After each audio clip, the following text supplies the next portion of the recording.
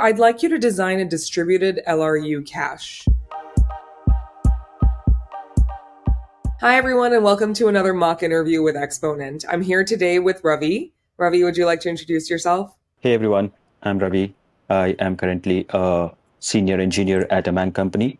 Probably around 11 years plus is what I have spent in software engineering in different companies. A couple of them were MAANG companies, and primarily into distributed technologies. Backend is where I specialize.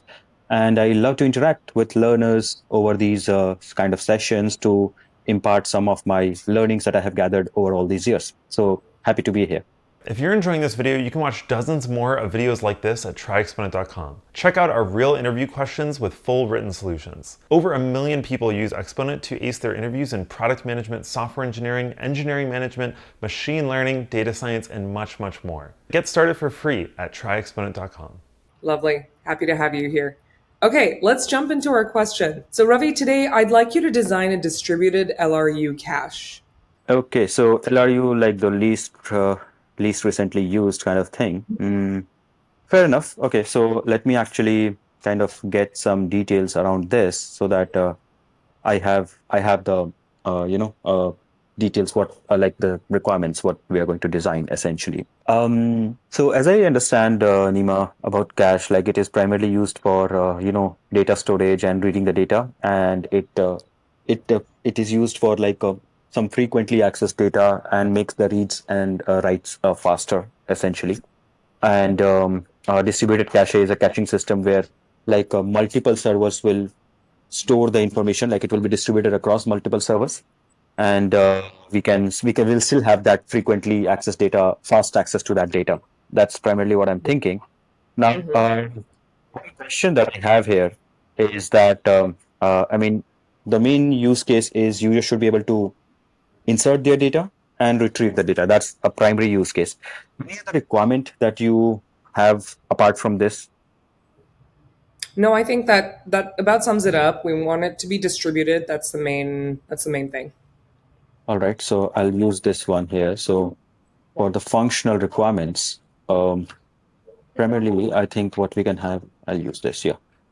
Users can insert, up, just a moment. I'll just do a few. Mm, all right, okay. So users should be able to insert the data, insert data, and users can fetch or retrieve data, I would say. So that's primarily, I would say, the main functionalities that we are looking at for the cache. All right. Uh, so you said a distributed cache, by the way. So distributed LRU cache. Now, when you say distributed, obviously there are some non-functional requirements that are coming into my mind. Uh, and primarily, actually, I would say something like mm, availability is for sure is coming into my mind, being highly available, because at any point of time, users should be able to get their data into the cache and obviously retrieve that data. So high availability for sure seems like one. Similarly, like highly scalable, because there might be the number of requests might increase, and we should be able to accommodate and not degrade the performance of our cache service. Yep. Um, Apart from that, I mean, obviously the performance. I mean, it has to be performant. Like we should be able to retrieve the data as fast as possible, and obviously insert the data also as fast as possible. Yeah, overall, I think these are the things. Any other consideration that you want me to have here? Let's talk a little bit about consistency. What are your thoughts on that? Well, I mean, going by the principles of system design, obviously we cannot have high tight consistency with high availability also. So it kind of is a tricky situation to have, I would say. I mean, I would love to discuss it as we evolve into the design. For sure, I'll keep a marker here, uh, something like I would say, look for tight consistency and discuss accordingly. I would.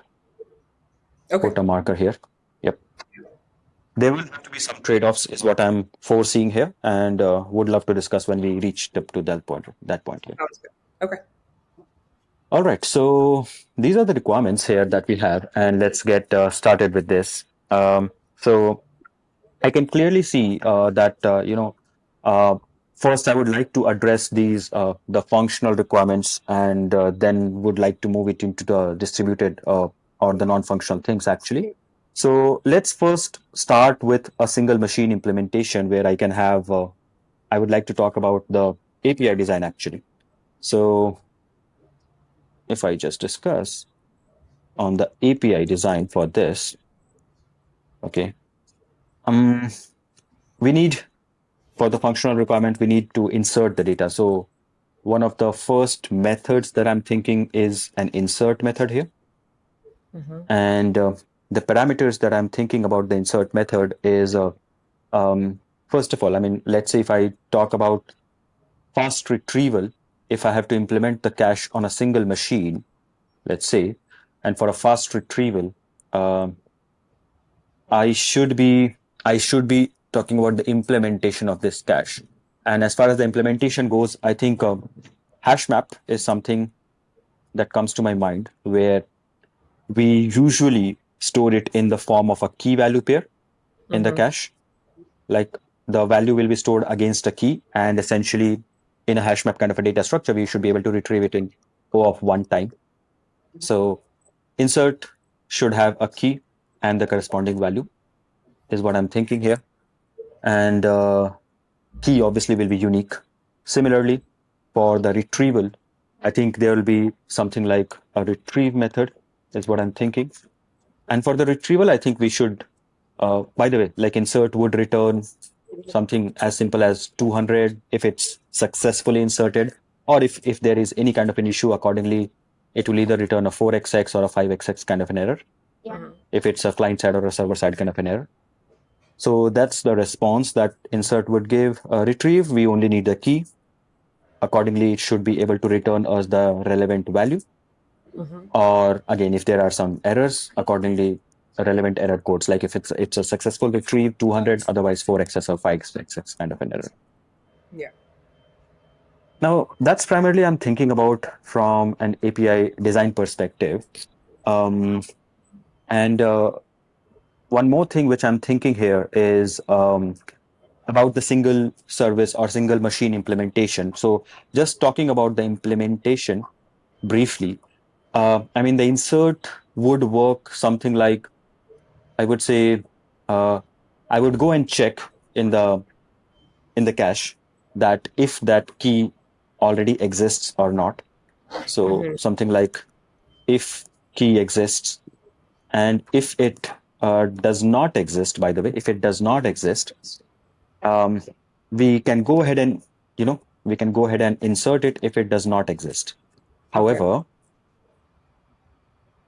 now when I'm thinking that it's not like we have unlimited space here, right? Caches will have a limited space. So even if the key does not exist, we also need to make a check that if the cache is full or not, if we have memory to insert a new information or not. Yeah. And that is where I mean this consideration comes from the place that is where this LRU nature of the cache would primarily stand out. Okay. So how do we evict the item? How do we evict the item? This is where the LRU algorithm will come into picture, that whichever item is least recently used, is not that much popular with the users, we will kick that out to make space for the new item. Yeah. And a hash map, a simple hash map, would not be able to track it. I mean, we have essentially just a key and a value. So a simple hash map would not be able to track the order in which the items exist. And what I would essentially go with is to have another data structure, like along with the hash map, and that would be something like a queue. I would say a queue, and not exactly a queue, but I mean kind of an implementation of a queue. In essentially, I think I'll go for a linked list actually, because we should be able to traverse across the items present at the same key. I would say. Sorry, not the same key, but essentially we should be able to arrange the item, rearrange the items, the order of the items actually. So that I is where see. I think Okay. the linked list makes sense. And more so, I mean, for I would say better retrieval speeds and all, since performance is a major consideration here, I would actually suggest using a doubly linked list so that from any place we can iterate or move either in the forward or the backward direction. Mm-hmm. Now, what would happen that, okay, we see cache is full, we go through the doubly linked list, we go to the tail of the doubly linked list essentially, because that would be the least recently used, like least popular item. We would Mm-hmm. kick that out, we would remove that, we get a space now, we insert our new item, and when we insert, we place that at the head because that is the fresh, you know, completely fresh item. So we insert that item as the head of the list. Mm. And similarly, like if the cache is not full, a similar thing would follow, except that we do not need to kick out anything else because we still have space. We can insert the new item at the head. It's as simple as that. Um, if the key already exists, obviously we don't need to insert the item in the cache. We already have the key. Um, now, for the retrieval, I would go with so this is for insert. This is for insert.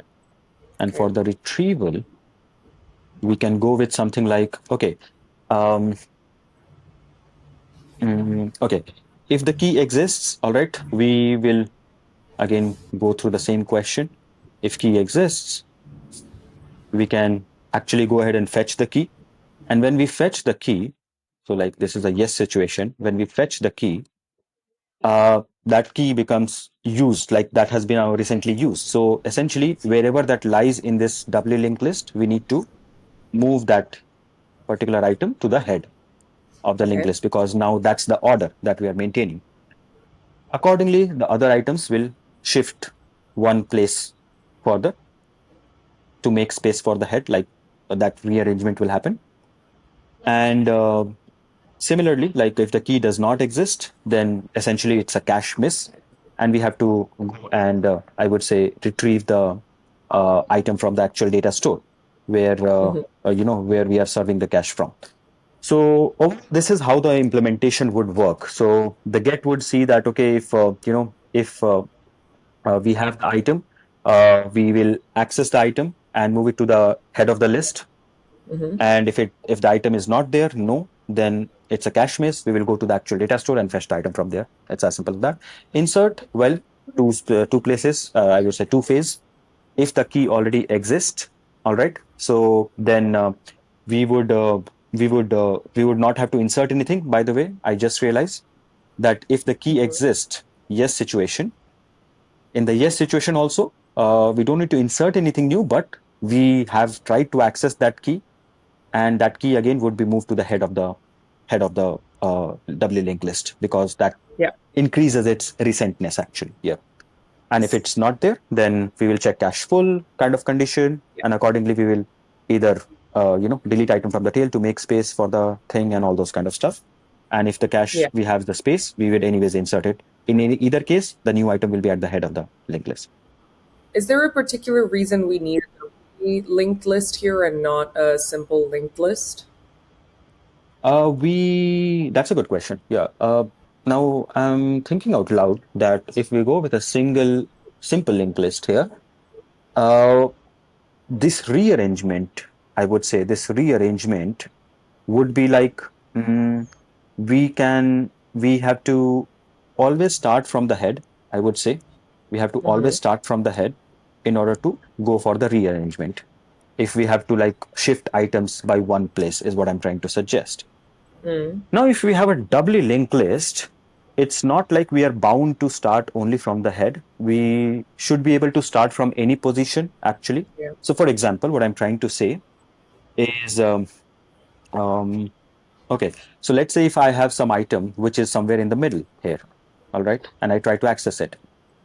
By the algorithm, first of all, it should be moved to the head, Mm-hmm. and we should be able to move the remaining items accordingly, shift their place.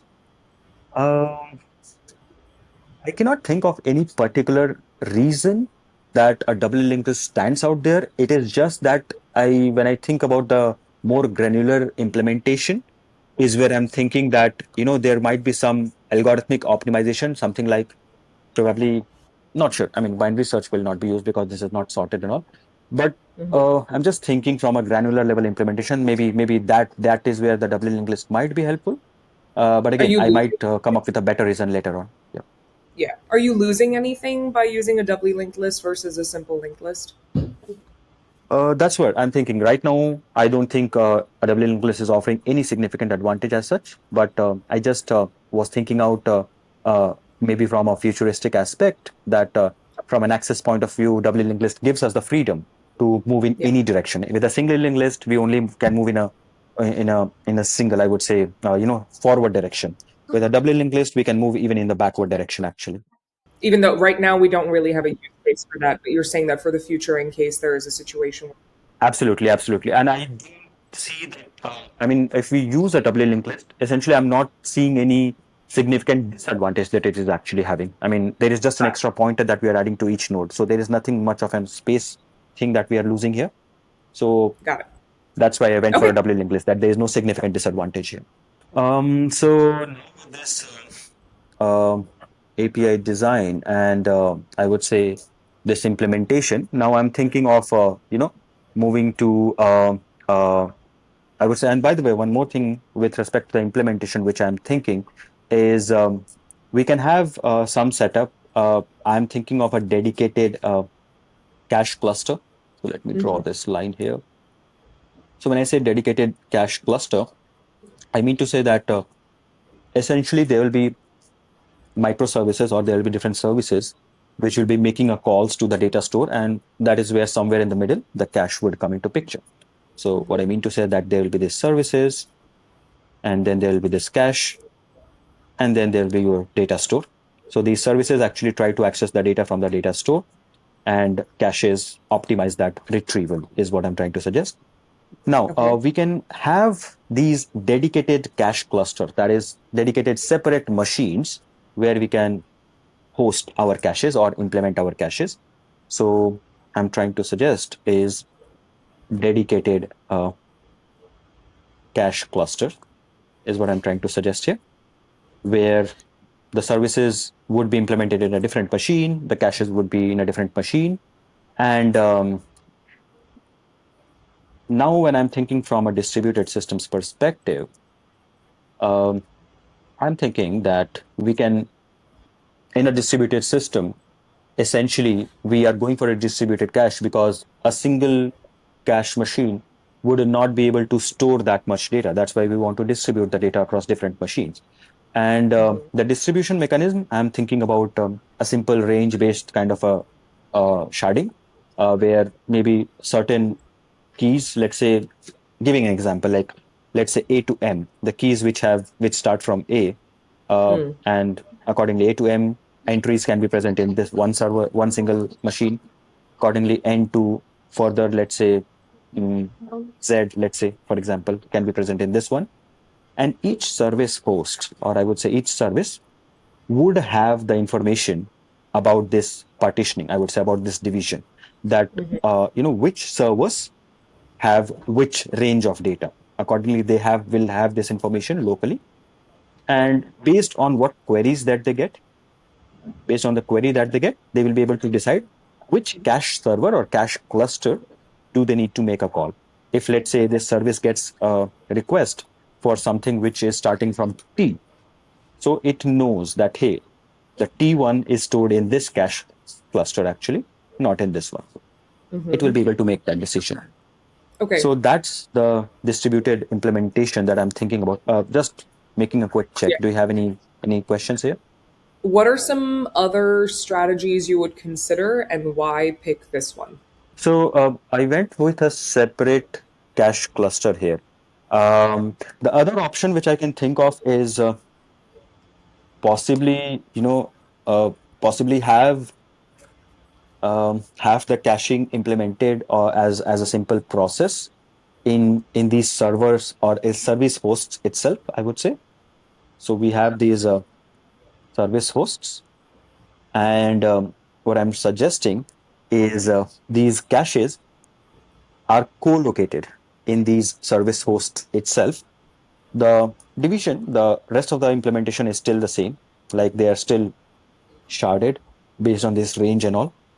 But now, I mean, what this implementation does now, when I compare them, um, we are saving on the hardware cost here. That's one advantage if we go with a co-located kind of an option. So we are Hmm. saving on the hardware cost. It is less operational overhead compared to this, because now we don't need to maintain a separate cluster as such.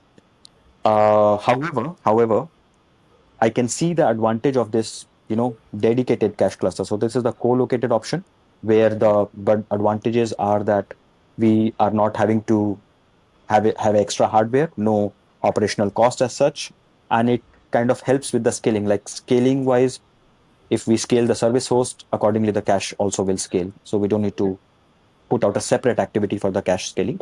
These are the advantages. But then when I think about the dedicated one, I think it offers a better isolation, isolation of resources between the service and the cache.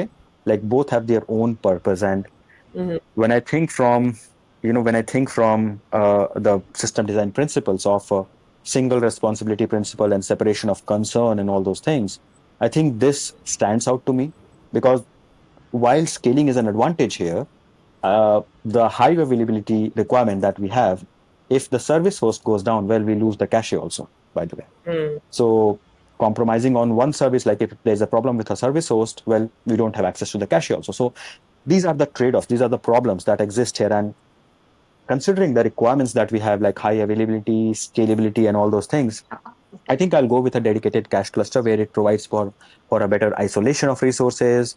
Like we have a single, I would say, single view, a unified view of the caches for different services.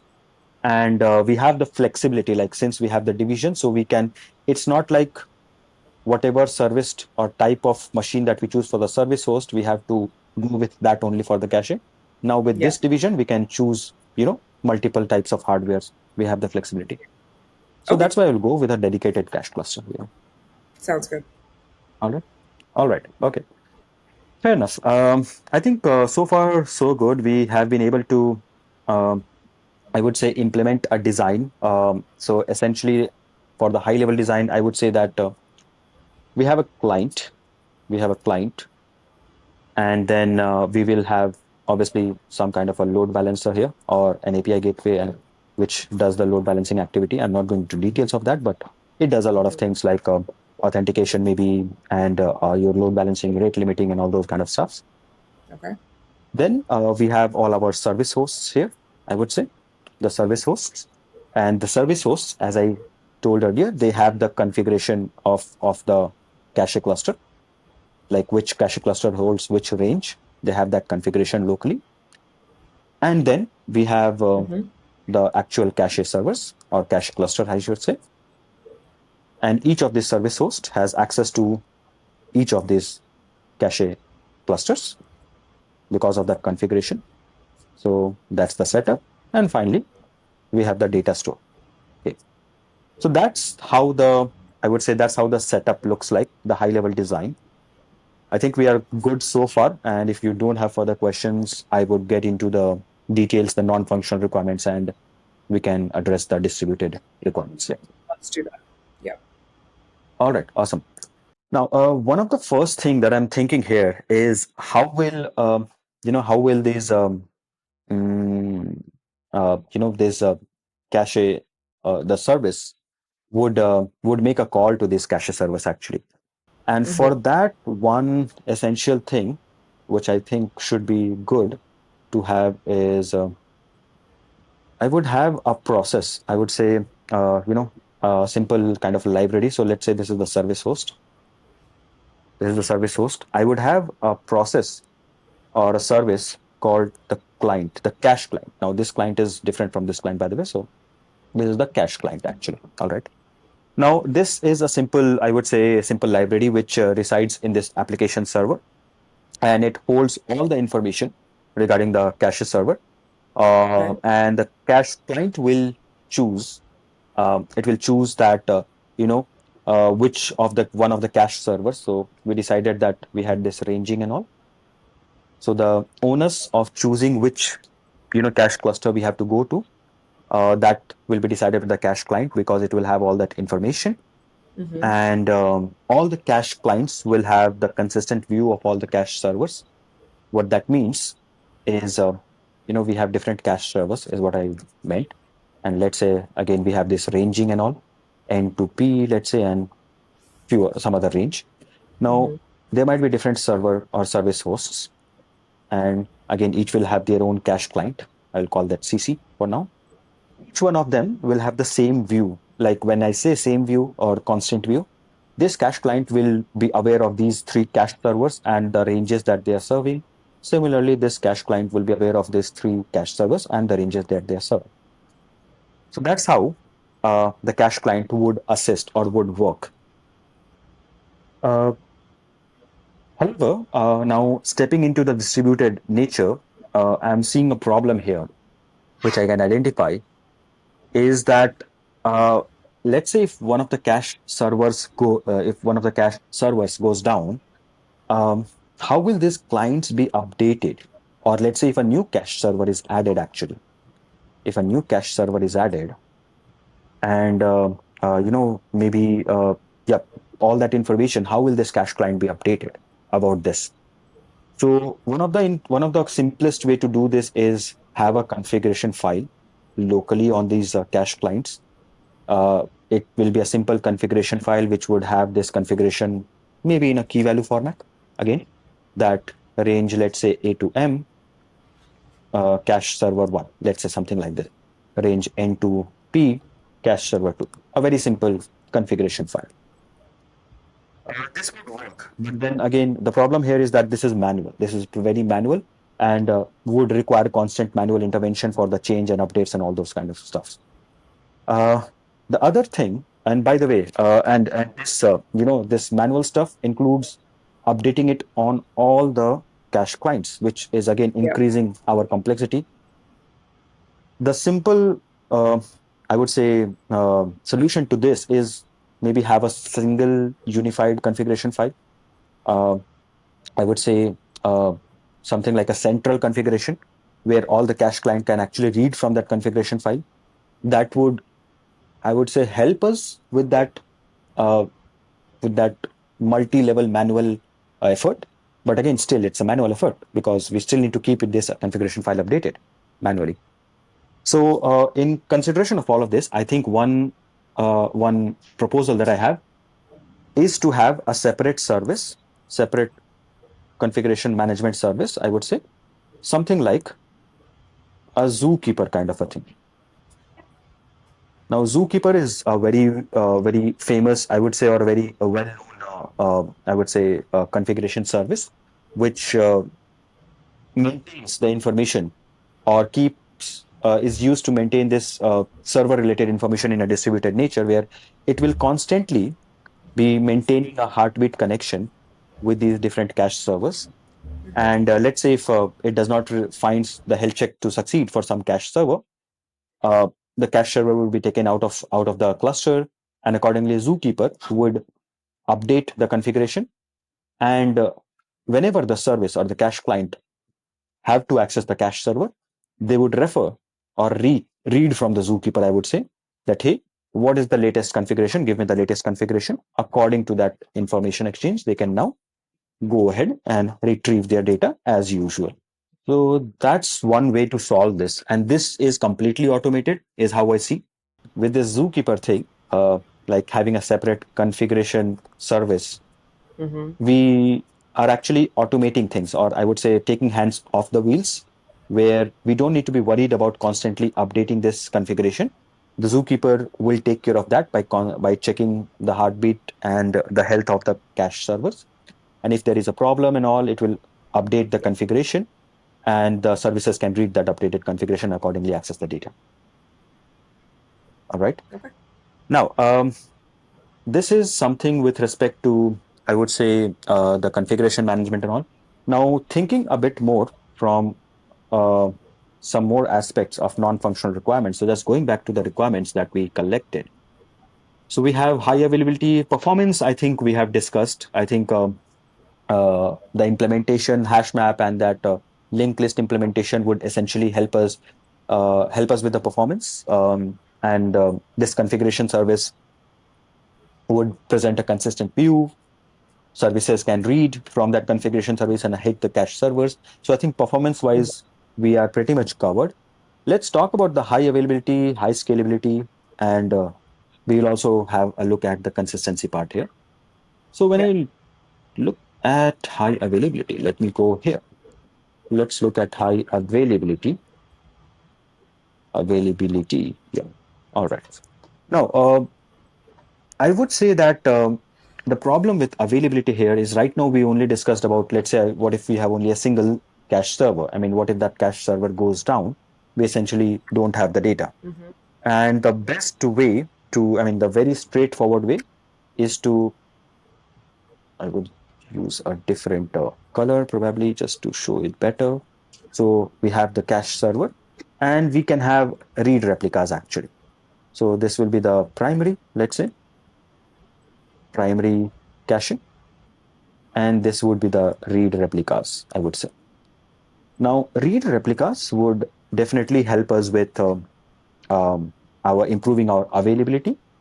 Um, and what happens is that we can have these primary and backup nodes, and this would include, I would say, this would constitute one cache cluster.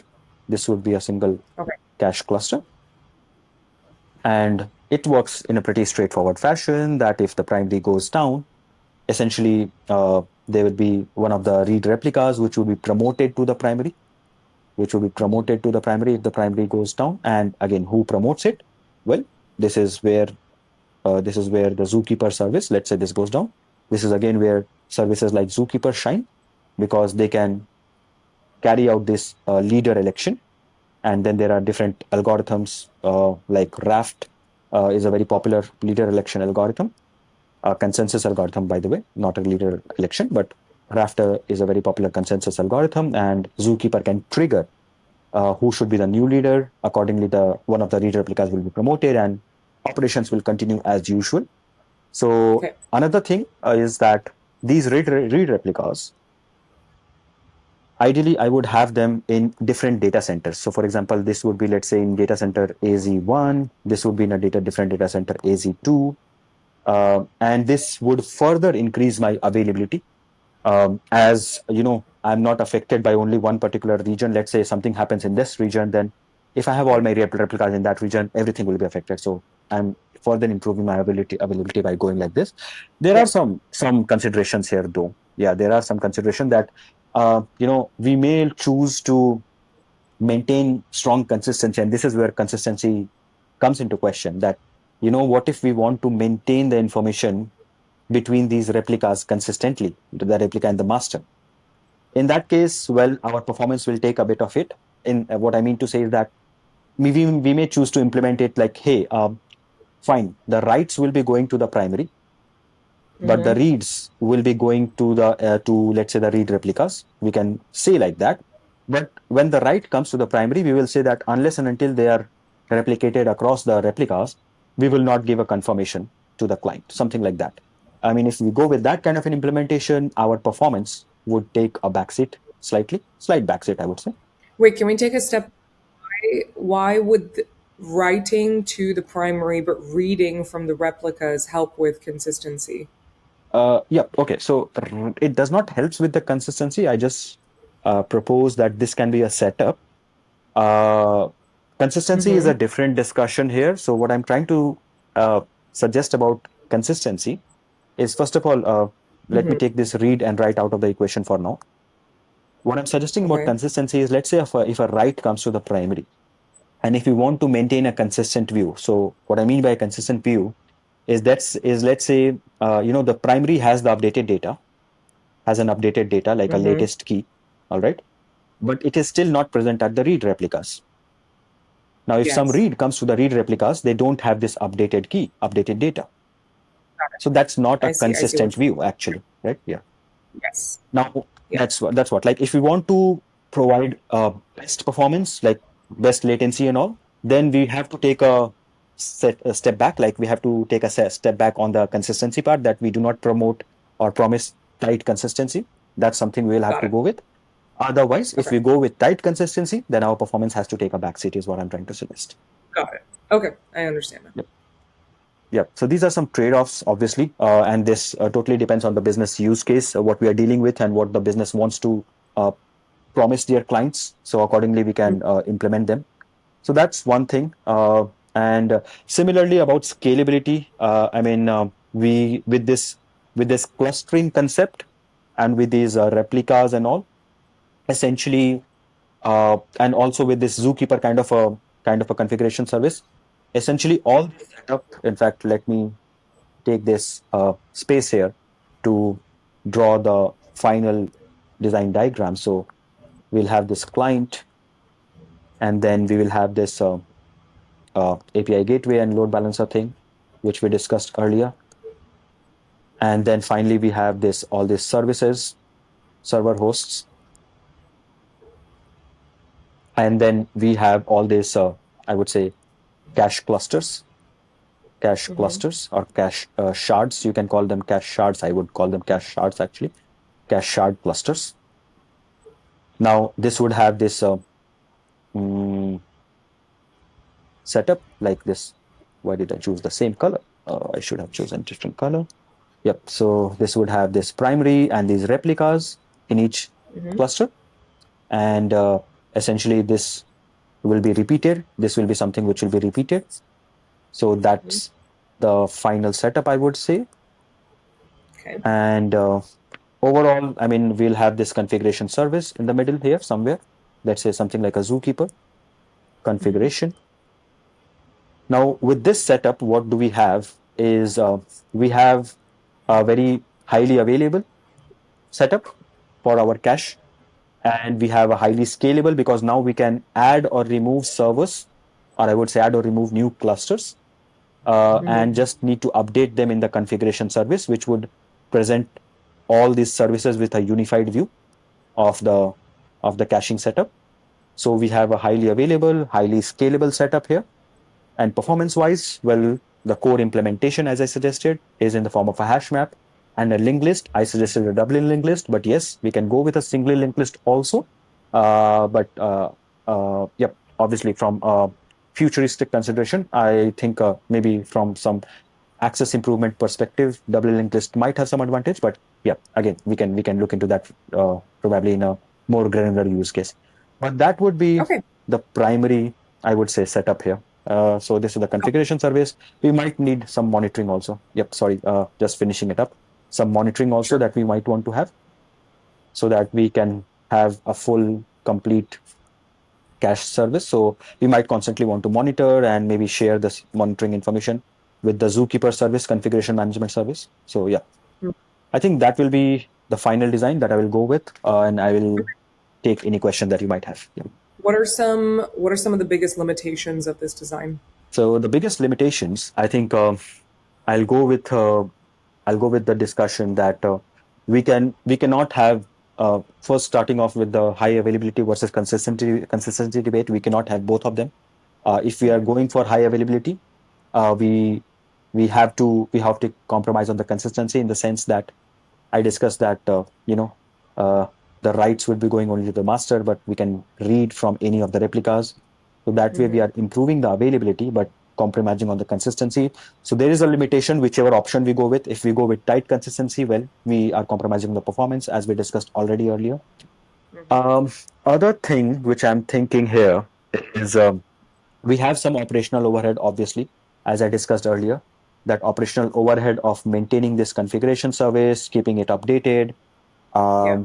and then we are maintaining like different read replicas in different data centers. So there is a lot of maintenance, a lot of operational overhead which is involved here. But again, all of that comes with a trade-off of providing the best services, best caching experience to our clients.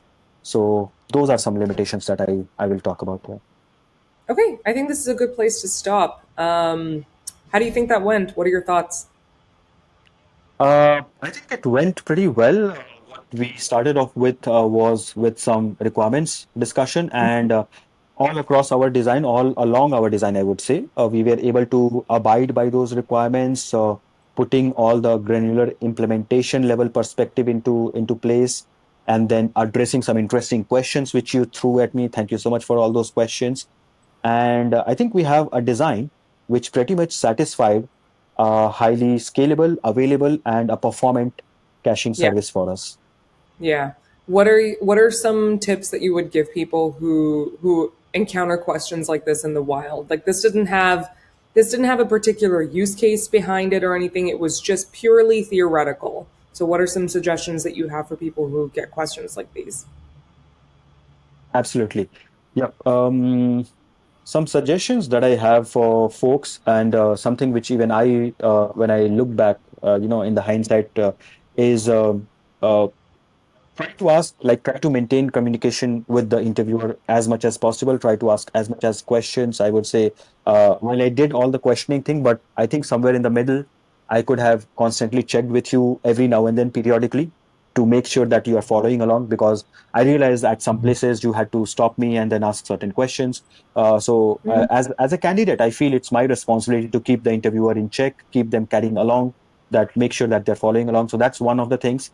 It's something like a pure backend kind of a system, is what I'm trying to say.